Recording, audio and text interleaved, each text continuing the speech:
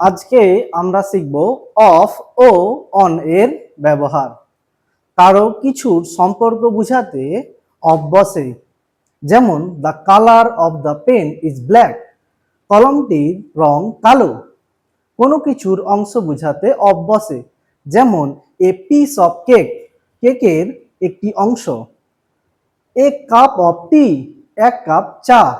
মালিকানা বোঝাতে অফ বসে, যেমন it is the house of mister Rana, এটা মিস্টার রানার বাড়ি। উপকরণ বা উপাদান বোঝাতে অফ বসে, যেমন the house is made of stone, বাড়িটি পাথরের। The ring is made of gold, আংটিটি সোনার। পরিমাণ বা সংখ্যা বোঝাতে অফ বসে, যেমন এ লট অফ পিপল কেম, অনেক মানুষ এসেছিল। কারণ বোঝাতে অফ বসে, বিশেষ করে ইমোশন, ইলনেস, ফিলিং ইত্যাদি পরে অফ বসে, যেমন হি ডাইড অফ ক্যান্সার, সে ক্যান্সারে মারা গেছে। The child cried of hunger, শিশুটি ক্ষুধায় কাঁদছিল। এরপর আমরা শিখব অন এর ব্যবহার।